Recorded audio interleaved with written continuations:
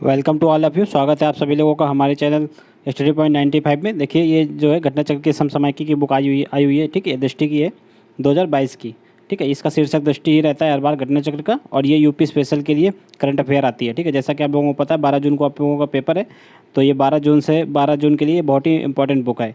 ये बुक का रिकॉर्ड रहा है कि अगर आप लोगों के मान लीजिए 12 जून में 32 से लेकर 35 क्वेश्चन आते हैं करंट के, तो इसमें से 30 प्लस करंट अफेयर के क्वेश्चन आप लोगों को इसी मैगजीन से देखने को मिलेंगे। यह इस बुक का जो है रिकॉर्ड रहा है, तो इसलिए इस बुक को आप लोग बहुत ही अच्छी तरीके से कम 2-3 बार रिवाइज ज़रूर कर लीजिएगा। ठीक है, यहाँ पर हम लोग राष्ट्रीय परिदृश्य देख रहे थे अपने वीडियो के क्लास में। हम लोग राष्ट्रीय परिदृश्य देख रहे थे, इसमें हम लोगों ने 2 लेक्चर जो है रिकॉर्ड कर चुके हैं और ये तीसरा लेक्चर है। ठीक है, तो इसको आप लोग अच्छे से पढ़िएगा, कम से कम 2 से 3 बार ज़रूर पढ़ लीजिएगा, या फिर ये वीडियो भी आप लोग 2 से 3 बार ज़रूर देखिएगा। ठीक है, चलिए आज इसका तीसरा लेक्चर स्टार्ट करते हैं। देखिए हम लोग 20 नंबर पेज तक पढ़ लिया था। केन बेतवा लिंक परियोजना यहाँ तक हम लोगों ने पढ़ लिया था। आज हम लोग पढ़ेंगे भोपाल और इंदौर में पुलिस कमिश्नर प्रणाली। ठीक है, यहाँ से आज हम लोग पढ़ेंगे। अगर आप लोगों को वीडियो अच्छा लगे तो वीडियो को लाइक जरूर कीजिएगा, चैनल को भी सब्सक्राइब कर लीजिए, क्योंकि ये पूरी मैगजीन जो है आप लोगों को इसी चैनल पे पढ़ाई जाएगी। तो इसलिए आप लोग बेल आइकन को भी दबा लीजिए, जैसे कि मतलब जैसे ही हम वीडियो डालें तो आप लोगों को उसका नोटिफिकेशन मिल सके, इसके लिए आप लोग बेल आइकन भी दबा लीजिए। चलिए स्टार्ट करते हैं। देखिए भारत और इंदौर में पुलिस कमिश्नर प्रणाली ये क्या होती है। देखिए भारत भारत जो है पुलिस को भारतीय संविधान के 7वें अनुसूची के अंतर्गत राज्य सूची के विषय के रूप में रखा गया है।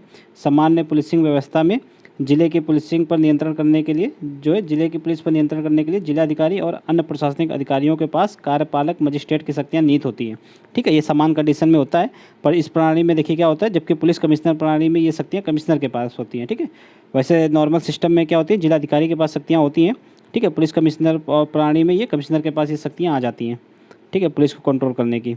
इसके तथ्य देख लीजिए, दिसंबर 2021 में अधिसूचना जारी होने के फलस्वरूप भोपाल एवं इंदौर को पुलिस कमिश्नर प्रणाली के अंतर्गत का शुभारंभ कर दिया गया। ठीक है, मकरंद देउस्कर भोपाल के तथा हरिनारायण चारी मिश्र इंदौर के पुलिस आयुक्त नियुक्त किए गए हैं। देखिए ये इंपॉर्टेंट नहीं है।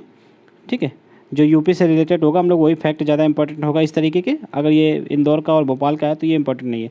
ठीक है, पुलिस कमिश्नर प्रणाली में पुलिस कमिश्नर्स के पास देह व्यापार, पशु क्रूरता, विस्फोटक पदार्थों, जिला बदर, लाठीचार्ज, फायरिंग, धरना प्रदर्शन एवं होटल बार लाइसेंस आदि प्रकरणों में सीधी कार्रवाई करने का अधिकार होगा। ठीक है, इसके अतिरिक्त सीआरपीसी की धारा 107, 116, 144, 145 का क्रियान्वयन भी पुलिस कमिश्नर कर सकेंगे। पुलिस प्रणाली लागू होने के फलस्वरूप भोपाल एवं इंदौर के पुलिस कमिश्नरों को निम्नलिखित कानून के तहत शक्तियाँ प्राप्त होंगी। ठीक है, इन कानूनों के तहत इनको शक्तियाँ प्राप्त होंगी। ये सारे कानून जो है आप लोग एक बार देख लीजिए, पर वैसे तो इससे क्वेश्चन नहीं बनेगा करंट अफेयर का, ये आप लोग याद रखिएगा।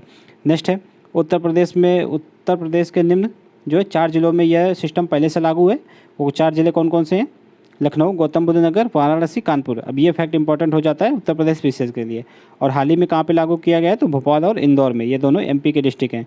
नेक्स्ट देख लीजिए, भारत की पहली ग्रीन हाइड्रोजन माइक्रोग्रिड परियोजना। अच्छा ऊर्जा से उत्पादित हाइड्रोजन को ग्रीन हाइड्रोजन कहा जाता है। ठीक है, यह गुण जो है इसे परिवहन एवं बिजली उत्पादन अनुप्रयोग हेतु एक आकर्षक ईंधन का विकल्प बनाता है।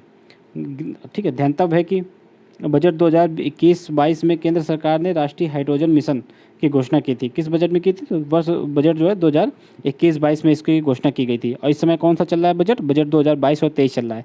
तो ये पिछले बजट में इसकी घोषणा की गई थी, राष्ट्रीय हाइड्रोजन ऊर्जा मिशन की। देख लीजिए, इससे रिलेटेड तथ्य देख लीजिए। दिसंबर 2021 में एनटीपीसी लिमिटेड ने ब्लूम एनर्जी प्राइवेट लिमिटेड के साथ जो है गठबंधन की घोषणा की है। और यह गठबंधन एनटीपीसी सिमहाद्री स्थित भारत की पहली हरित हाइड्रोजन माइक्रोग्रिड परियोजना हेतु किया गया है। यह समझौता जो है इसके लिए किया गया है।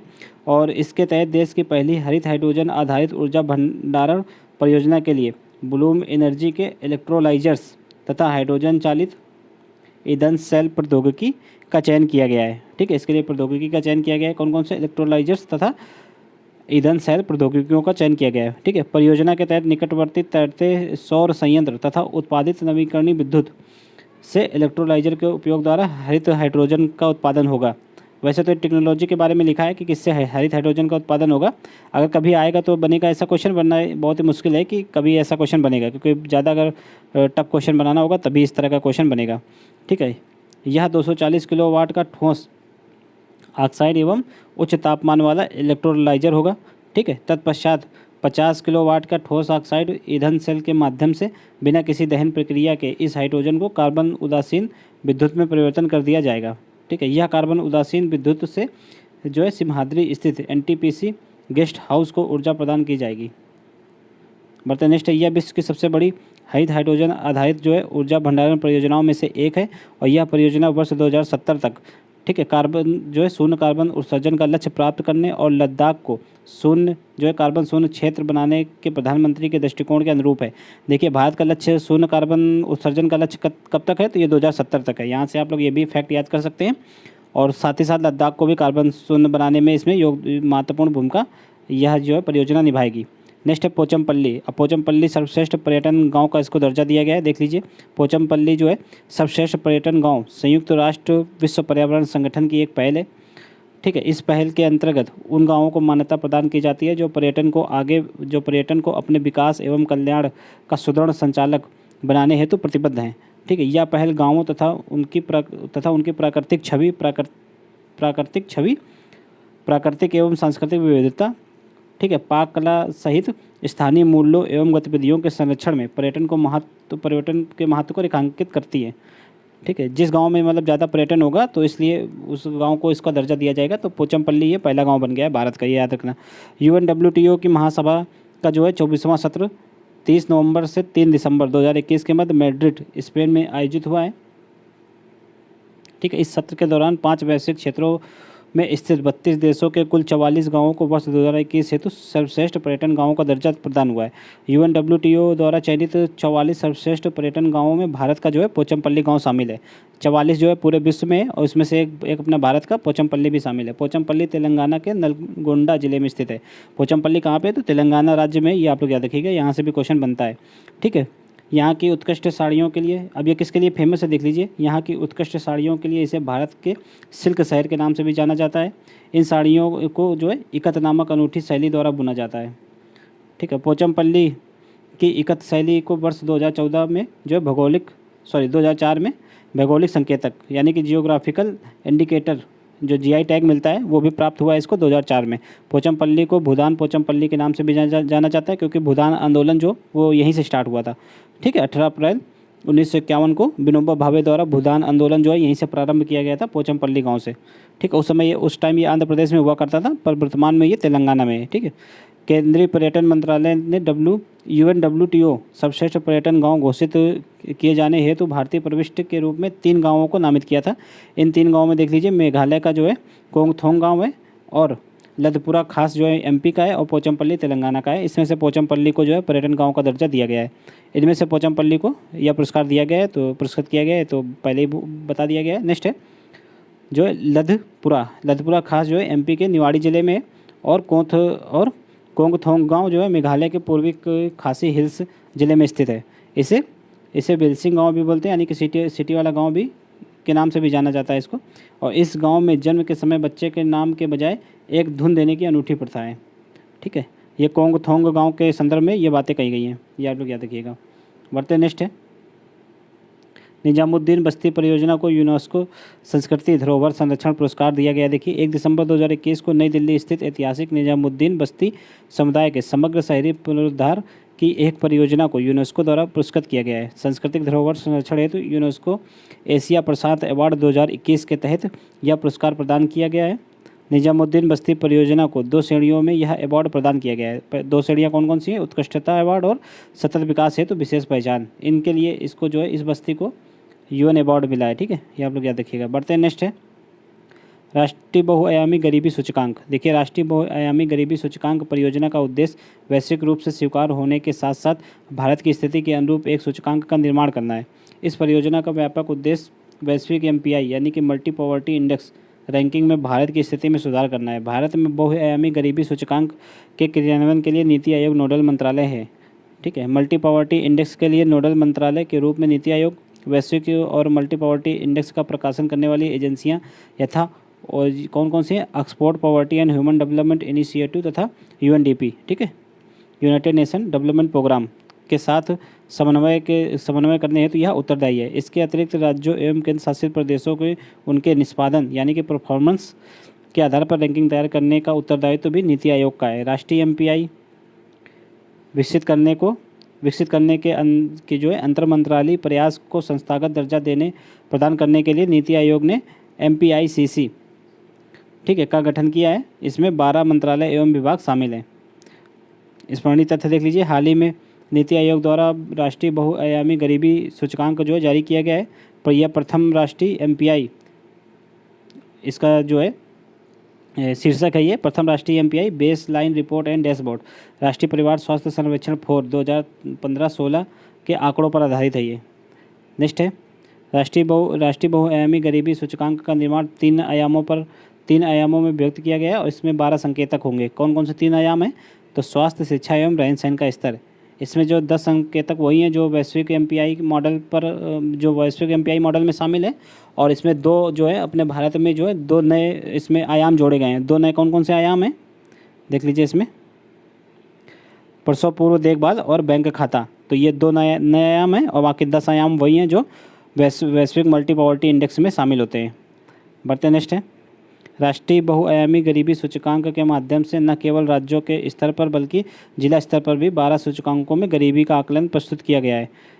राष्ट्रीय एमपीआई के अनुसार भारत में जो है 25.01% जनसंख्या बहुआयामी रूप से गरीब है। कितनी है? तो ये आंकड़ा इंपॉर्टेंट है, 25.01% जनसंख्या जो है बहुआयामी रूप से गरीब है। ये नीति आयोग की जो रिपोर्ट है राष्ट्रीय एमपीआई उसके अनुसार है ये, ठीक है, वैश्विक आंकड़ा ये नहीं है, ये राष्ट्रीय आंकड़ा है। बढ़ते नेक्स्ट है देख लीजिए, सबसे ज़्यादा गरीब राज्य कौन सा? तो बिहार है, ठीक है, इसमें गरीबी कितनी है? तो 51.91% है, ठीक है। अपना उत्तर प्रदेश देख लीजिए, तीसरे नंबर पे है गरीबी के मामले में, यानी कि इस खराबी कंडीशन है, सबसे ख़राब कंडीशन इसकी है और तीसरी खराब कंडीशन अपने भारत की है, सॉरी भारत नहीं, अपने राज्य उत्तर प्रदेश की है। ये कितनी है? तो ये 37.79% यहाँ पर भी गरीबी है उत्तर प्रदेश में। बाकी ये आप लोग 5 स्टेट देख सकते हैं, टॉप के 5 ये हैं। बढ़ते नेक्स्ट है केरल, सबसे कम बहुआयामी गरीबी जनसंख्या वाला राज्य है। यहाँ पे कितनी 0.71% जनसंख्या ही गरीबी के अंतर्गत आती है और मल्टी पॉवर्टी लाइन इंडेक्स के अंतर्गत आती है। ये आप लोग क्या देखिएगा, केंद्र शासित प्रदेशों की दृष्टि से दादरा एवं नगर हवेली में बहुआयामी गरीबी जनसंख्या सर्वाधिक है। कितनी है ये? 27.36%। और पांडुचेरी में सबसे कम है, ये कितनी है? 1.72%। तो ये आप लोग याद रखिएगा, केरल में सबसे कम है, बिहार में सबसे ज़्यादा है, ठीक है, केंद्र शासित प्रदेश में दादरा एवं नगर हवेली में सबसे ज़्यादा है और पांडुचेरी में सबसे कम है। विभिन्न संकेतों में सर्वाधिक एवं न्यूनतम अग्रणी राज्य देख लीजिए। ये संकेतक हैं जो 12 संकेतक हैं, उनमें इनकी रैंकिंग प्रदान की गई है। आप लोग इसको रीड कर सकते हैं अगर समझें आप, बाकी हमारी समझ से ये इंपॉर्टेंट ज़्यादा नहीं है, ठीक है। इसमें आप लोग देख लीजिए, जहाँ जहाँ पर उत्तर प्रदेश का नाम आए उसको ज़रूर आप लोग देख लीजिएगा, ठीक है। नेक्स्ट है उत्तर प्रदेश की 37.79% जनसंख्या जो है बहुआयामी रूप से गरीब है। ये पहले भी देख लिया हम लोगों ने, और इसका स्कोर कितना है उत्तर प्रदेश का? तो 0.18 स्कोर है यूपी का, ठीक है। उत्तर प्रदेश में अग्रणी क्षेत्र में 44.32%, जबकि शहरी क्षेत्र में, ग्रामीण क्षेत्र में जो है 44.32 और शहरी क्षेत्र में 18.07% जो है जनसंख्या बहुआयामी गरीबी के अंतर्गत आती है। सर्वाधिक एवं न्यूनतम बहुआयामी गरीबी वाले 5 जिले देख लीजिए, यही उत्तर प्रदेश का आंकड़ा है। तो सबसे ज़्यादा गरीबी कहाँ पे है? तो श्रावस्ती में 74.38%, फिर उसके बाद बहराइच, बलरामपुर, खीरी, गोंडा में। और सबसे कम गरीबी कहाँ है? तो लखनऊ में 12.12%, ठीक है। उसके पश्चात कानपुर नगर में 14.34%। उसके पश्चात भी आप लोग देख सकते हैं। नेक्स्ट है public affairs index 2021। Public affairs index को वर्ष 1994 में स्थापित बेंगलुरु स्थित गैर लाभकारी think tank public affairs centre द्वारा विकसित किया गया है, ठीक है, विकसित किया गया है। तो यह सूचकांक वर्ष 2016 से प्रत्येक वर्ष जारी किया जाता है और इस सूचकांक के तहत भारत के राज्यों को उनके प्रशासनिक प्रदर्शन के आधार पर रैंकिंग प्रदान की जाती है, ठीक है, गवर्नेंस परफॉर्मेंस के आधार पर। तो इसी का नाम है ये पब्लिक अफेयर इंडेक्स। हाल ही में पब्लिक अफेयर्स सेंटर द्वारा वार्षिक रिपोर्ट पब्लिक अफेयर्स इंडेक्स 2021 प्रकाशित की गई है और यह इसका जो है 6वां संस्करण है, ठीक है। 2016 से प्रकाशित की जा रही है और यह इसका 6वां संस्करण है 2022 में, यानी कि प्रतिवर्ष ये प्रकाशित की जाती है रिपोर्ट, ठीक है। पब्लिक अफेयर्स इंडेक्स 2021 के बारे में देख लीजिए। वर्ष 2020-21 के दौरान भारत के राज्यों के प्रशासन की गुणवत्ता का आकलन प्रस्तुत किया गया है इसमें। तो इसमें इसको जो है 3 स्तंभों, 5 विषयों और तथा 14 सतत लक्ष्यों एवं 43 संकेतों के आधार पर इसमें ये आधार पर राज्यों को बांटा गया है। अब ये देख लीजिए 3 स्तंभ कौन कौन से हैं, समता, समृद्धि, समहीनता और 5 विषय हैं। ठीक है, तो ये ज़्यादा इंपॉर्टेंट नहीं है, बाकी आप लोग देख सकते हैं 5 विषय कौन कौन से हैं। अभिव्यक्ति एवं जवाबदेही, सरकार के प्रभावशीलता, विधि का शासन, विनियमन एवं गुणवत्ता और भ्रष्टाचार पर नियंत्रण। ठीक है, और इसके 14 एसडीजी लक्ष्य हैं। तो वैश्विक स्तर पर एसडीजी लक्ष्य जो है 17 हैं, पर इसमें जो है 14 को शामिल किया गया है। 1 2 3 4 5 6 7 8 9 10 11 12 15 और 16, इसमें से 17 और 13 14 ये 3 लक्ष्य छोड़े गए हैं, बाकी सारे शामिल हैं। ठीक है, रैंकिंग है तो राज्यों को उनकी जनसंख्या के आधार पर 2 श्रेणियों में बांटे गए हैं। ठीक है, बड़े राज्य जो 2 करोड़ से अधिक जनसंख्या वाले हैं और छोटे राज्य जो 2 करोड़ से कम जनसंख्या वाले हैं, ये इसमें जनसंख्या के आधार पर राज्यों को बांटा गया है। ठीक है, वैसे तो बहुत सारे इंडेक्स में क्षेत्र के आधार पर बटे होते हैं, जैसे कि ये राज्य हो गए, बड़े राज्य, छोटे राज्य, फिर पहाड़ी क्षेत्र। ठीक है, ऐसे राज्य बटे होते हैं, पर इसमें जो है जनसंख्या के हिसाब से राज्यों को 2 श्रेणी में बांटा गया है। साथ ही केंद्र शासित प्रदेशों के लिए अलग रैंकिंग भी तैयार की गई है। बड़े राज्यों की श्रेणी में जो है केरल प्रथम पे, पब्लिक अफेयर्स इंडेक्स सही है, इसमें केरल प्रथम स्थान पे है। छोटे राज्यों की श्रेणी में जो है सिक्किम प्रथम स्थान पे है और केंद्र शासित प्रदेशों में पांडुचेरी प्रथम स्थान पे। ये आप लोग क्या देखिएगा। ठीक है, 18 बड़े राज्यों में उत्तर प्रदेश का निम्नतम स्थान है, यानी कि 18वां स्थान है। बढ़ते नेक्स्ट है, ये इंपॉर्टेंट डेटा है कि उत्तर प्रदेश का कौन सा स्थान है, 18वां है और ये सबसे नीचे है, निचले पावदान पे है। नेक्स्ट है एसडीजी शहर सूचकांक और dashboard 2021-22। SDG sustainable development goals इसका फुल फॉर्म होता है। इसका शहरी सूचकांक एवं डैशबोर्ड 2021-22 स्थानीय शहरी निकायों के स्तर पर सतत विकास लक्ष्यों की प्राप्ति की दिशा में हुई प्रगति एवं निगरानी का एक साधन है। इसी नीति आयोग द्वारा डिजाइन एवं विकसित किया गया है। इस सूचकांक की रूपरेखा में जो है 56 यूएलबीज एवं 77 संकेतक शामिल हैं। 77 संकेतक जो है 15 एसडीजी एवं 46 एसडीजी उपलक्ष्यों पर जो है आधारित होंगे ये, और एसडीजी 14 ठीक है जल के नीचे जीवन में केवल तटीय क्षेत्रों के लिए प्रासंगिक होने के कारण उसे इस सूचकांक में शामिल नहीं किया गया है। ठीक है, एसडीजी 17 ये सारे लक्ष्य हैं। एसडीजी 17 जो है में भी इस सूचकांक के दायरे से बाहर रखा गया है, एसडीजी 17 को भी। ठीक है, यानी कि इसमें एसडीजी 15 टोटल 15 लक्ष्य शामिल किए गए हैं, 2 लक्ष्य छोड़े गए हैं इसमें। जो वैश्विक स्तर पर 17 लक्ष्य होते हैं उसमें से 2 छोड़ दिए गए हैं। कौन कौन से, एसडीजी 14 और एसडीजी 17, बाकी सारे लक्ष्य इसमें शामिल हैं। स्मरणीय तथ्य देख लीजिए, नवंबर 2021 में भारत जर्मन सहयोग के तहत नीति आयोग का यह पहला सतत विकास लक्ष्य शहरी सूचकांक एवं डैशबोर्ड है। ठीक है, 2021-22 में जारी किया गया है। यह सूचकांक और डैशबोर्ड नीति आयोग तथा जर्मनी की अंतर्राष्ट्रीय सहयोग एजेंसी GIZ तथा BMZ, ये इसका फुल फॉर्म है, के माध्यम से ये मतलब उन्हीं के मध्य समन्वय का यह परिणाम है। ठीक है, इस सूचकांक में शिमला को प्रथम स्थान, कोयम्बटूर को द्वितीय, जबकि चंडीगढ़ और तिरुवनंतपुरम को संयुक्त रूप से तृतीय स्थान मिला है। ये फैक्ट इंपॉर्टेंट है, देख लीजिए आप लोग। एसडीजी शहरी सूचकांक में देख लीजिए टॉप पे कौन है, शिमला है। ठीक है, उसके पश्चात कोयम्बटूर, फिर चंडीगढ़ है, फिर तिरुवनंतपुरम है, फिर कोचीन है। इसमें यूपी का कोई भी मतलब डिस्ट्रिक्ट या फिर शहर शामिल नहीं है। एसडीजी ये शहरी सूचकांक 2021-22 में अंतिम के शहर देख लीजिए, धनबाद है, ये कहाँ है, झारखंड में, फिर मेरठ है, ईटानगर है, गुवाहाटी एवं पटना। मेरठ जो उत्तर प्रदेश का है, ये मतलब नीचे से दूसरे पायदान पे, सबसे ख़राब कंडीशन है इसकी। बढ़ते नेक्स्ट है, एसडीजी शहरी सूचकांक उत्तर प्रदेश के शहरों की स्थिति देख लीजिए। इसमें सबसे ऊपर कौन सा है उत्तर प्रदेश का, तो लखनऊ है, इसका स्कोर 62.93 है, और सबसे नीचे मेरठ होगा, जाहिर सी बात है मेरठ है। ठीक है, बढ़ते नेक्स्ट।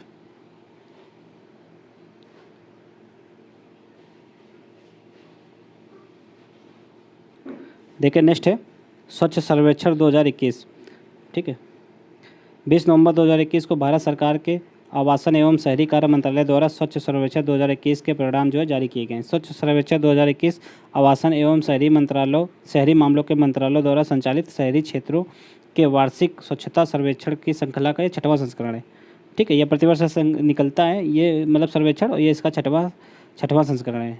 ठीक है, इस वर्ष केंद्र सरकार द्वारा पुरस्कारों की नई श्रेणी की घोषणा की गई है, जिसका नाम है प्रेरक दौड़ सम्मान। ये एक नई श्रेणी है। ठीक है, इस सम्मान के तहत 5 अतिरिक्त उप श्रेणियाँ भी शामिल हैं, देख लीजिए कौन कौन सी हैं। दिव्य प्लेटिनम, ठीक है, अनुपम गोल्ड, उज्ज्वल सिल्वर, उदित ब्रॉन्ज और आरोही इंस्पायरिंग। ठीक है, स्वच्छ सर्वेक्षण 2021 28 दिनों तक सभी राज्यों एवं केंद्र शासित प्रदेशों के 4320 शहरों में संचालित किया गया है। इस प्रकार स्वच्छ सर्वेक्षण का यह 6वां संस्करण विश्व में सबसे बड़ा शहरी स्वच्छता सर्वेक्षण बन गया है।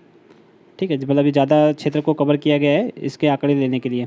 ठीक है, स्वच्छ सर्वेक्षण 2021, गंगा के किनारे बसे 91 गंगा नगरों को भी इसमें शामिल किया गया है। स्वच्छ सर्वेक्षण 2021 से संबंधित तथ्य देख लीजिए। इसमें राष्ट्रीय स्तर पर लगातार 5वीं बार जो है इंदौर, यहाँ पे इंदौर मिस हो गया है, लगातार 5वीं बार इंदौर को भारत का सबसे स्वच्छ शहर घोषित किया गया है। ठीक है, शीर्ष 10 शहरों की रैंकिंग इस प्रकार है, देख लीजिए। इंदौर सबसे ऊपर है, सेकंड स्थान पे गुजरात का सूरत है, थर्ड पे विजयवाड़ा है आंध्र प्रदेश का। बाकी इसमें देख लीजिए यूपी का कोई भी डिस्ट्रिक्ट नहीं है। ठीक है, शीर्ष 10 शहरों की रैंकिंग देख लीजिए, ये शहर हैं। शीर्ष 10 शहरों में नई दिल्ली है टॉप पे, अंबिकापुर छत्तीसगढ़ का है सेकंड पे, और तिरुवनंतपुरम आंध्र प्रदेश का है। उत्तर प्रदेश का नोएडा जो है शहरों में जो है चौथे नंबर पे है। ठीक है, ये 1 लाख से 10 लाख की आबादी की श्रेणी वाले हैं। और ये वाले स्टेट देख लीजिए, ये 1 लाख से अधिक जनसंख्या की आबादी वाली श्रेणी वाले हैं। ठीक है, बढ़ते नेक्स्ट है 10 लाख से अधिक जनसंख्या श्रेणी वाले देख लीजिए। 20 शहरों में उत्तर प्रदेश के 2 शहर शामिल हैं, उसमें से लखनऊ है 12वां और गाजियाबाद है 18वां स्थान पे। 10 लाख से अधिक जनसंख्या श्रेणी में कानपुर का स्थान 21वां है, आगरा 24वें, प्रयागराज 26वें और मेरठ 27वें, वाराणसी 30वें स्थान पर है। 1 लाख से कम जनसंख्या में देख लीजिए बीटा जो है, बीटा श्रेणी में बीटा, ये कहाँ पे है, सांगली महाराष्ट्र में, को भारत का सबसे स्वच्छ शहर घोषित किया गया है। 1 लाख से कम आबादी में बीटा को सर्वश्रेष्ठ स्थान मिला है। राज्यों की रैंकिंग देख लीजिए, झारखंड शीर्ष स्थान प्राप्त 5 राज्य। ठीक है, 100 स्थानीय निकायों से कम है जहाँ पर, तो झारखंड प्रथम रैंकिंग पे, हरियाणा सेकंड पे है, गोवा, फिर उत्तराखंड, हिमाचल प्रदेश, क्रमशः 5 राज्य हैं ये। और 100 स्थानीय निकायों से अधिक वालों में ये छत्तीसगढ़ टॉप पे है। ठीक है, ये आप लोग याद रखिएगा। यहाँ पे टॉप आप लोग देख लीजिए, टॉप के 3 देख सकते हैं। अगर कभी ऑर्डर में आ गया तो 3 तक ही पूछेगा, इससे ज़्यादा नहीं पूछेगा कभी। 100 शहरी स्थानीय निकायों से अधिक की श्रेणी वाले राज्यों में उत्तर प्रदेश का जो है 6वां स्थान है। बढ़ते नेक्स्ट है, गंगा शहरों की रैंकिंग में 1 लाख से अधिक जनसंख्या वाले गंगा नगरों में उत्तर प्रदेश के वाराणसी नगर को शीर्ष स्थान मिला, जबकि दूसरे और तीसरे स्थान पर क्रमशः मुंगेर, पटना और चौथे स्थान पर कौन सा है, कानपुर शामिल है। 1 लाख से कम की जनसंख्या वाले जो है गंगा नगरों की श्रेणी में उत्तर प्रदेश का कन्नौज प्रथम स्थान पे, बिजनौर दूसरे स्थान पे। विभिन्न श्रेणियों में भारत के जो है सबसे स्वच्छ शहर देख लीजिए। भारत का सबसे स्वच्छ मेगा शहर जहाँ 40 लाख से अधिक जनसंख्या है, वहाँ अहमदाबाद और जो है टॉप पे है। ठीक है, और 10 लाख से 40 लाख जनसंख्या में कौन सा टॉप है, नवी मुंबई। 3 लाख से 10 लाख की जनसंख्या में सबसे टॉप पे नोएडा, और 1 लाख से 3 लाख जनसंख्या में नई दिल्ली टॉप पे है। ये फैक्ट इंपॉर्टेंट है।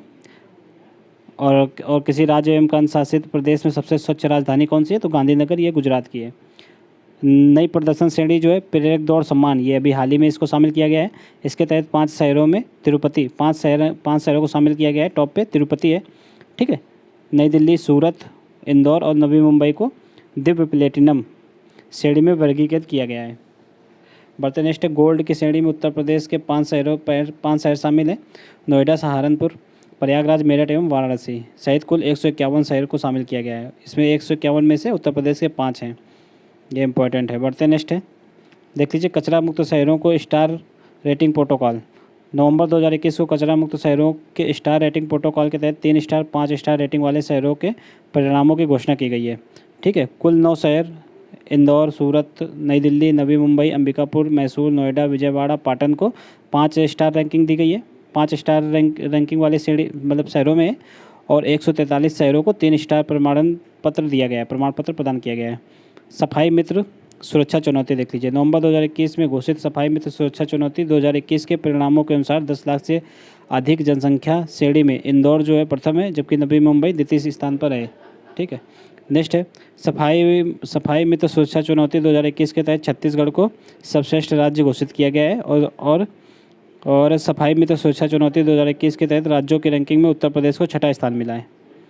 ठीक है, सफाई मित्र सुरक्षा चुनौती 2021 के तहत चंडीगढ़ को सर्वश्रेष्ठ केंद्र शासित प्रदेश घोषित किया गया है। बढ़ते नेक्स्ट है, देखिए पूर्वांचल एक्सप्रेसवे के माध्यम से उत्तर प्रदेश का पूर्वी क्षेत्र न केवल लखनऊ से बल्कि राष्ट्रीय राजधानी से भी आगरा लखनऊ एक्सप्रेसवे और यमुना एक्सप्रेसवे के माध्यम से जुड़ जाएगा।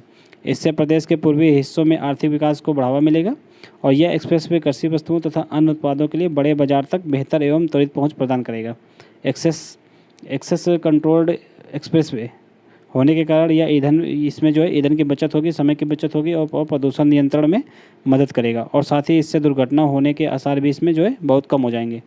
बढ़ते नेक्स्ट स्मरणीय तथ्य देख लीजिए, इससे रिलेटेड क्या है। नवंबर 2021 में प्रधानमंत्री नरेंद्र मोदी ने करवल खीरी, ठीक है, जिला सुल्तानपुर से पूर्वांचल एक्सप्रेसवे का उद्घाटन किया। ये इंपॉर्टेंट है। यहाँ पर steel authority of India limited ने एक्सप्रेसवे के लिए जो है 48,200 टन स्टील की आपूर्ति की है,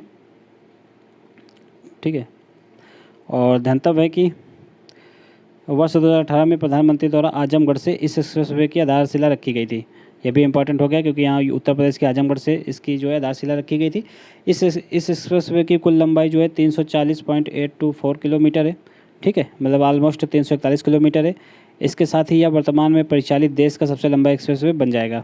यह एक्सप्रेसवे लखनऊ जिले में लखनऊ सुल्तानपुर रोड स्थित, ठीक है, चांदसराय गाँव से प्रारंभ होगा।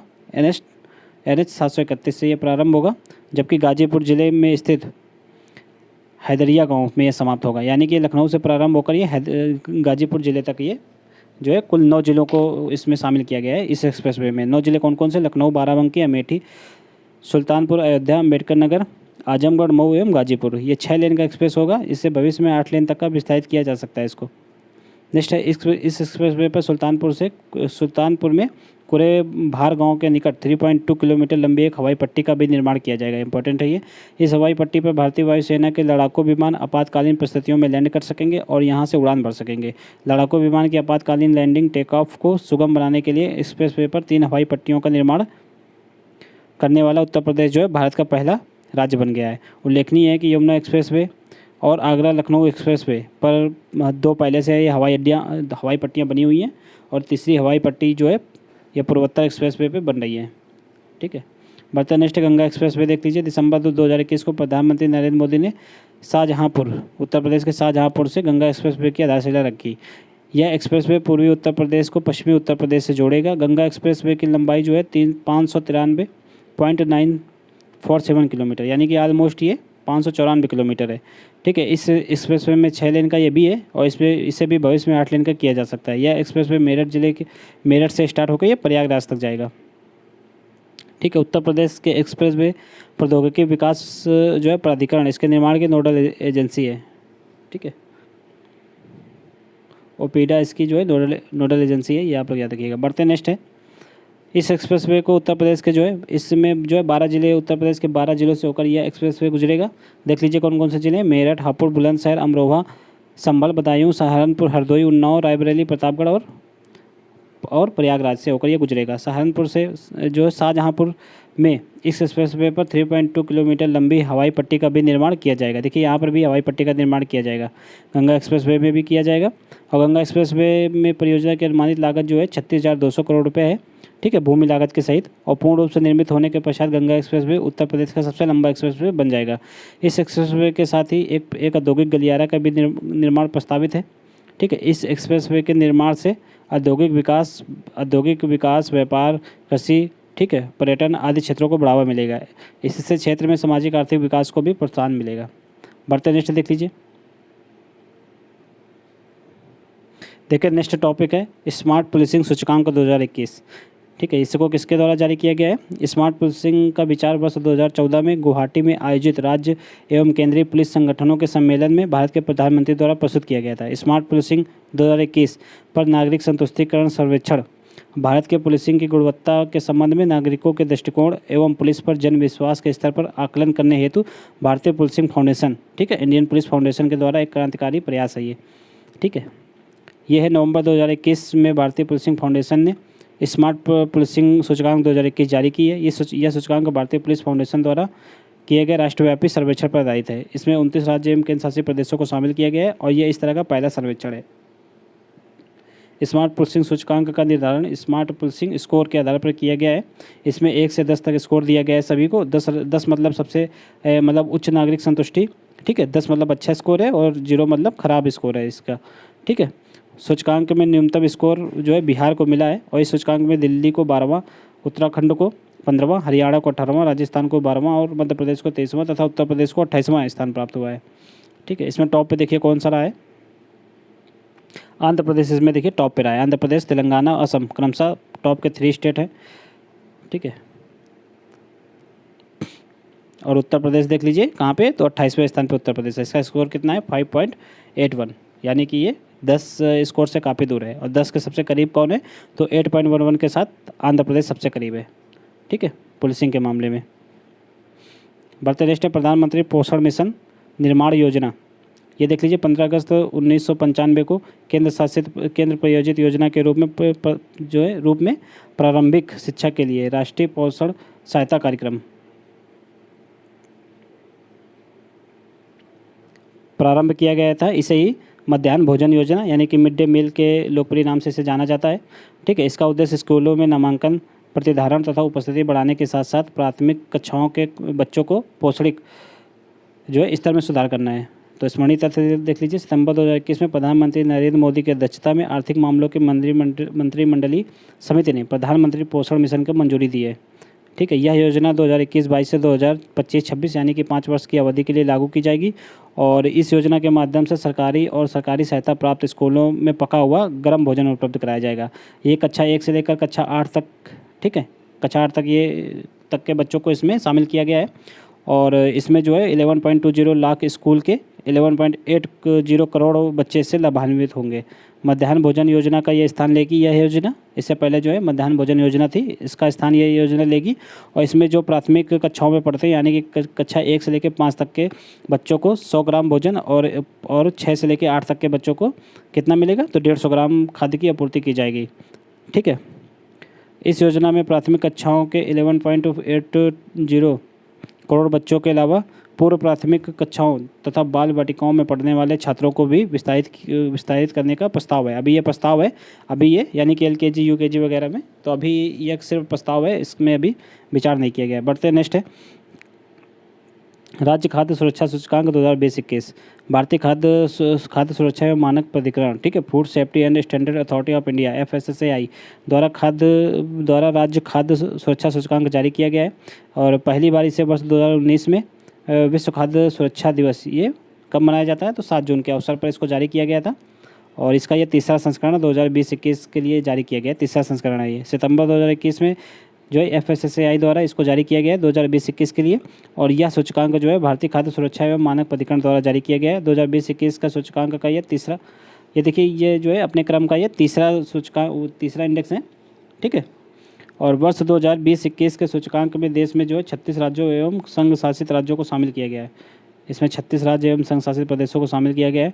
100 अंकों के कुल प्राप्तांक के आधार पर शीर्ष 3 बड़े राज्य कौन से, गुजरात को इसमें टॉप पे, केरल, तमिलनाडु ये टॉप 3 है। और छोटे राज्यों में टॉप 3 गोवा, मेघालय और मणिपुर है। गुजरात का सर्वोच्च स्कोर कितना है, तो 72 है। 72 स्कोर के साथ ये टॉप पे है, ठीक है। संघ राज्य क्षेत्रों में कौन टॉप पे है, तो जम्मू कश्मीर टॉप पे इसमें, ठीक है। सूचकांक में सबसे निम्न स्थान किसको मिला है, तो मिजोरम को मिला है। छोटे राज्यों में ये 8वां है। और बिहार को मिला है बड़े राज्यों में, ये 20वां है। और लक्षद्वीप को मिला है संघ शासित प्रदेशों में सबसे निम्न स्थान, ये 8वां है। और उत्तर प्रदेश को इसमें 59 स्कोर के साथ इसमें 5वां स्थान प्राप्त हुआ है, ठीक है। 5वां स्थान मिला उत्तर प्रदेश को। बढ़ते नेक्स्ट है रेल कौशल विकास योजना। रेल कौशल विकास योजना भारत के बेरोजगार युवाओं को रोजगार क्षमता एवं उद्यमिता बढ़ाने के उद्देश्य से विभिन्न व्यवसायों में तकनीकी प्रशिक्षण प्रदान करने के लिए कौशल विकास कार्यक्रम है ये। स्मरणीय तथ्य देख लीजिए, सितंबर 2021 में रेल संचार, इलेक्ट्रॉनिक्स एवं सूचना प्रौद्योगिकी मंत्री अश्विनी वैष्णव द्वारा रेल कौशल विकास योजना की शुरुआत की गई थी। रेल कौशल विकास योजना भारत में बेरोजगार युवाओं को रोजगार क्षमता उद्यमिता बढ़ाने के उद्देश्य से विभिन्न व्यवसायों में तकनीकी प्रशिक्षण प्रदान करने के लिए कौशल विकास कार्यक्रम है। तो ये देख लीजिए प्रधानमंत्री कौशल विकास योजना के अंतर्गत है, ये इसके अंतर्गत आएगी यह योजना। इस योजना के तहत 3 वर्ष की अवधि में 50,000 युवाओं को प्रशिक्षित करने का इसमें टारगेट रखा गया है। और यह प्रशिक्षण 4 ट्रेंडों में होगा। कौन से, इलेक्ट्रॉनिक्स, वेंडर, मशीनिस्ट एवं फिटर में प्रदान किया जाएगा, ठीक है। इसमें 100 घंटों का बुनियादी प्रशिक्षण इसमें शामिल किया गया है।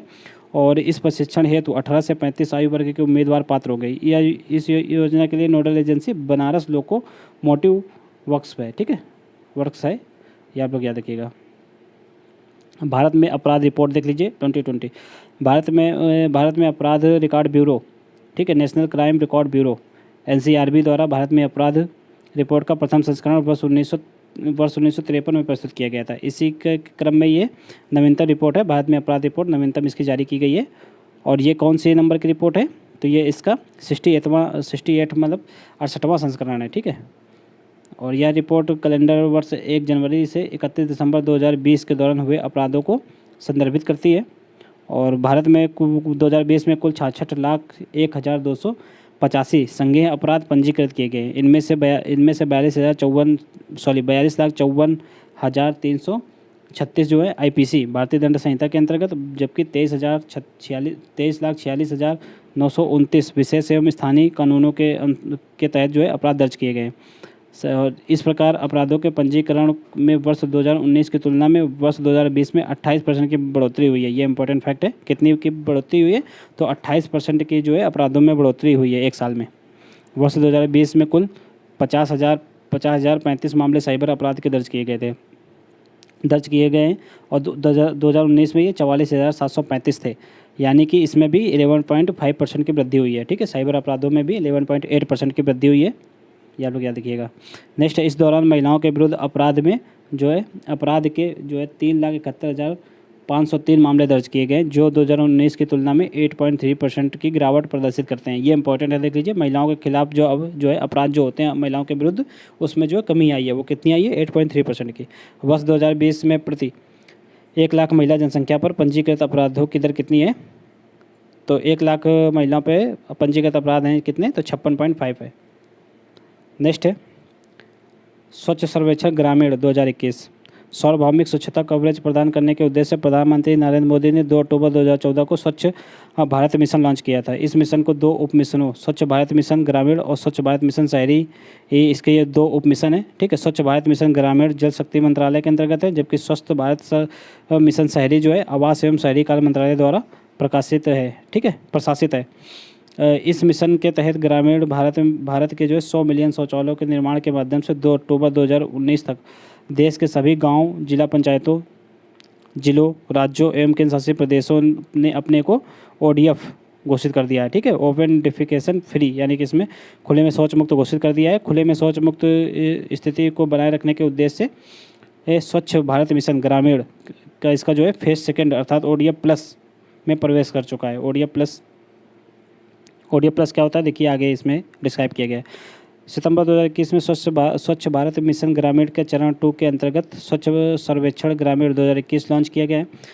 देश में ODF प्लस गतिविधियों में तेजी लाने के उद्देश्य से इस सर्वेक्षण को पेयजल एवं स्वच्छता विभाग द्वारा संचालित किया जा रहा है, ठीक है। उल्लेखनीय है कि इससे पूर्व स्वच्छ सर्वेक्षण ग्रामीण को वर्ष 2018 एवं 2019 में संचालित किया गया था। स्वच्छ सर्वेक्षण ग्रामीण के अंतर्गत देश भर में जो है 698 जिलों में जो है 17,475 गाँवों को इसमें आच्छादित किया गया है, इसमें यानी कि शामिल किया गया है। SSG 2021 ODF स्थायित्व एवं गाँवों में ODF प्लस के क्रियान्वयन के मूल्यांकन पर ध्यान केंद्रित करेगा। और SSG 2021 में कई नए तत्वों को शामिल किया गया है। इसमें ये नए तत्व शामिल है, देख लीजिए। मल अपशिष्ट प्रबंधन, ठीक है, ठोस तरल एवं प्लास्टिक अपशिष्ट का आकलन और मासिक धर्म संबंधी स्वच्छता एवं जागरूकता तथा मासिक धर्म संबंधी अपशिष्ट के लिए प्रबंधन एवं निपटान व्यवस्था। सुजलाम अभियान देख लीजिए, ये भी इम्पोर्टेंट है, ठीक है। ये कब 25 अगस्त 2021 को आज़ादी का अमृत महोत्सव के अंग के रूप में जल शक्ति मंत्रालय द्वारा सुजलाम अभियान का शुभारंभ किया गया है। ODF स्थायित्व तथा गंदला जल प्रबंधन यानी कि ग्रे वाटर मैनेजमेंट हेतु यह एक 100 दिवसीय अभियान है। सुजलाम अभियान 100 दिवसीय अभियान है। इस अभियान के तहत निम्न पे ध्यान केंद्रित किया गया है। किस पे 10 लाख सोख्ता गड्ढों का निर्माण किया जाएगा, शौचालयों की मरम्मत और नए परिवारों तक शौचालय की पहुंच सुनिश्चित करना, ये इसके जो है लक्ष्य हैं, ठीक है। और यह अभियान देश के गाँव में अल्प समय में त्वरित गति से ODF प्लस के दर्जे को प्राप्त करने के उद्देश्य से संचालित होगा। इंदौर देख लीजिए, भारत का पहला जल आधारित शहर बन गया है। 11 अगस्त 2021 को केंद्रीय आवासन एवं शहरी कार्य मंत्रालय ने इंदौर को भारत का पहला जल आधारित शहर घोषित कर दिया गया है। इंदौर ने स्वच्छता सर्वेक्षण 2021 के तहत देश के पहले जल आधारित शहर होने का प्रमाण पत्र प्राप्त किया है। और ध्यातव्य है कि इंदौर को भारत का सबसे स्वच्छ शहर का भी दर्जा प्रदान किया गया है, लगातार 4थी बार, ठीक है। बढ़ते नेक्स्ट है NIRF इंडिया रैंकिंग 2021, ठीक है। केंद्रीय शिक्षा मंत्रालय के अंतर्गत नेशनल इंस्टीट्यूट रैंकिंग फ्रेमवर्क, ये इसका फुल फॉर्म है, नेशनल इंस्टीट्यूट रैंकिंग फ्रेमवर्क, ठीक है। कि इसकी शुरुआत 29 सितंबर 2015 को की गई थी। ठीक है, नेशनल रैंकिंग, ठीक है, नेशनल इंस्टीट्यूट रैंकिंग फ्रेमवर्क देश भर में उच्च शिक्षा संस्थानों को रैंकिंग प्रदान करने की एक कार्य प्रणाली की रूपरेखा तैयार करता है और गंतव्य है कि ये इंडिया रैंकिंग्स का प्रथम संस्करण जो है अप्रैल 2016 में जारी किया गया था। ठीक है, सितंबर 2021 को केंद्रीय शिक्षा मंत्री धर्मेंद्र प्रधान ने नेशनल इंस्टीट्यूट रैंकिंग फ्रेमवर्क के अंतर्गत देश के उच्च शिक्षा संस्थानों को रैंकिंग प्रदान की है। ठीक है, और यह इंडिया रैंक, यह इसका 6वां संस्करण है और इसे समग्र श्रेणी के साथ साथ विश्वविद्यालय, कॉलेज तथा अनुसंधान संस्थानों में भी रैंकिंग जारी की गई है। ठीक है, साथ ही साथ विभिन्न विषयों में भी इसकी रैंकिंग दी गई है। देख लीजिए इसमें से कौन कौन से हैं। वर्ष 2021 में इंडिया रैंकिंग्स में पहली बार अनुसंधान संस्थानों को भी रैंकिंग प्रदान की गई है। ये पहली बार इसको शामिल किया गया है। रैंकिंग फ्रेमवर्क के तहत संस्थानों को मूल्यांकन मानदंडों में निम्नलिखित 5 विस्तृत समूहों के आधार पर वर्गीकृत किया गया है। कौन कौन से समूह हैं? ये सारे समूह देखिए इंपॉर्टेंट नहीं है, बस आप लोग रैंकिंग देख लीजिए किसकी कितनी है। इसमें सबसे टॉप पे IIT मद्रास है जो चेन्नई में स्थित है। ठीक है, और भारतीय विज्ञान संस्थान बेंगलुरु सेकंड पे है और IIT बॉम्बे थर्ड पे है। IIT कानपुर देख लीजिए, ये उत्तर प्रदेश का, ये 5वें स्थान पे है। नेक्स्ट देख लीजिए, इसकी रैंकिंग में जो है शीर्ष 10 में उत्तर प्रदेश के 2 संस्थान IIT कानपुर ये 5वें पे और बनारस हिंदू विश्वविद्यालय ये 10वें स्थान पे। देख लीजिए यहाँ पर बनारस हिंदू विश्वविद्यालय 10वें स्थान पे। ठीक है, इसको शामिल किया गया है। उत्तर प्रदेश के 2 हैं और उत्तर प्रदेश के और देख लीजिए कौन कौन से संस्थान हैं इस सूची में। कानपुर 5वें स्थान पे, वाराणसी यानी कि बनारस हिंदू विश्वविद्यालय 10वें स्थान पे, अलीगढ़ मुस्लिम यूनिवर्सिटी अलीगढ़ में 18वें स्थान पे IIT। ठीक है, ये कहाँ है? BHU वाराणसी में 28वें स्थान पे। बाकी देख लीजिए कौन कौन से कानपुर में, मतलब उत्तर प्रदेश में कौन कौन से देख लीजिए आप लोग। ठीक है, नेक्स्ट है विश्वविद्यालय श्रेणी में भारतीय विज्ञान संस्थान बेंगलुरु को प्रथम स्थान, JNU को दिल्ली का है जो द्वितीय स्थान और बनारस हिंदू विश्वविद्यालय को तृतीय स्थान मिला है। इंजीनियरिंग श्रेणी में प्रथम द्वितीय स्थान क्रमशः IIT मद्रास और IIT दिल्ली को प्राप्त हुआ है। ठीक है, प्रबंधन श्रेणी में IIM अहमदाबाद को प्रथम स्थान मिला है। ठीक है, अखिल भारतीय आयुर्विज्ञान संस्थान में नई दिल्ली को प्रथम स्थान मिला है। National law school of India university Bengaluru को विधि में प्रथम स्थान मिला है। ठीक है, कानून में दंत चिकित्सा की श्रेणी में Manipal college of dental sciences ये कहाँ है? इडुपी कर्नाटक में, इसको प्रथम स्थान मिला है। और फार्मेसी की श्रेणी में लगातार जो है जामिया हमदर्द तीसरे वर्ष जो है प्रथम स्थान पर रहा है। ठीक है, नेक्स्ट कॉलेज श्रेणी में जो है मिरांडा हाउस जो है प्रथम स्थान पर रहा है। और अनुसंधान श्रेणी जो कि इसको जो है प्रथम बार शामिल किया गया है अनुसंधान को, तो भारतीय विज्ञान संस्थान बेंगलुरु जो है प्रथम स्थान पर रहा है। नेक्स्ट देख लीजिए कार्बी एंगलोंग समझौता, ये कहाँ है? कार्बी एंगलोंग जो है मध्य असम में स्थित एक बड़ा जिला है और तथा बृहत जनजाति एवं आदिवासी समूह यथा कार्बी, डिमासा, बोडो, कुकी, हमार, तिम्बा, गारो, मान, रेंगमा, नागा आदि का मिलन बिंदु है। इस आदिवासी समूह में कार्बी का प्रमुख स्थान है जो कि अपने विद्रोही गुटों के माध्यम से अपने लिए एक अलग राज्य की मांग कर रहा है। 1980 के दशक से ये मांग कर रहा है। ठीक है, सितंबर 2021 में नई दिल्ली में गृह मंत्री अमित शाह और असम के मुख्यमंत्री और कार्बी एंगलोंग स्वायत्त परिषद के प्रतिनिधियों तथा 5 उग्रवादी समूहों के बीच यह समझौता संपन्न हुआ है। इसमें 5 समूह देखिए कौन कौन से शामिल थे। ये 5 समूह हैं, इनके नाम इंपॉर्टेंट नहीं है, बस आप लोग को ये याद रखना कि 5 समूह शामिल है, ये बस इंपॉर्टेंट है। नेक्स्ट, ये समझौता के तहत 5 प्रमुख उग्रवादी समूहों के 1000 से ज़्यादा सशस्त्र उग्रवादियों ने अपने हथियार डाल दिए और हिंसा त्याग कर समाज के मुख्य धारा में शामिल होने के लिए ये मतलब तैयार हो गए हैं। कार्बी क्षेत्र के विकास के लिए 5 वर्षों में 1000 करोड़ रुपए केंद्र सरकार तथा राज्य सरकार द्वारा आवंटित किए जाएंगे। और इस क्षेत्र के लिए कार्बी लोगों के विकास के लिए असम सरकार द्वारा कार्बी कल्याण परिषद, ठीक है, यानी कि कार्बी वेलफेयर काउंसिल का भी गठन किया जाएगा। और इसमें ज़्यादा से ज़्यादा जो है इन लोगों को स्वायत्तता प्रदान करने की कोशिश की जाएगी। ठीक है, कार्बी एंगलोंग पर स्वायत्त परिषद के संसाधनों को पूरा करने के लिए राज्य की संचित निधि में संशोधन किया जाएगा और कार्बी एंगलोंग क्षेत्र में सांस्कृतिक एवं भाषाई पहचान को सुरक्षा और संरक्षण प्रदान किया जाएगा। उग्रवादियों के पुनर्वास का भी इसमें प्रावधान किया गया है। ठीक है, पूर्वोत्तर क्षेत्र सतत विकास लक्ष्य सूचकांक और डैशबोर्ड जो है 2021-22 देख लीजिए। 26 अगस्त 2021 देखिए, लगभग 44 मिनट की वीडियो हो गई है। ठीक है, और वीडियो बनाएंगे तो काफ़ी लंबी हो जाएगी। तो इसके बाद जो है थोड़े बहुत टॉपिक बचे हुए हैं तो इसको हम लोग नेक्स्ट वीडियो में देख लेंगे। ठीक है, नेक्स्ट वीडियो में जो है राष्ट्रीय प्रदेश आप लोगों का समाप्त हो जाएगा। तो नेक्स्ट वीडियो में राष्ट्रीय परिषद सब इससे आगे का हम लोग देखेंगे। अगर आप लोगों को वीडियो अच्छा लगे तो वीडियो को आप लोग लाइक कर दीजिए, चैनल को भी सब्सक्राइब कर लीजिए, क्योंकि इस बुक की पूरी समरी आप लोगों को यहीं पर देखने को मिलेगी। ठीक है, चलिए मिलते हैं नेक्स्ट वीडियो में।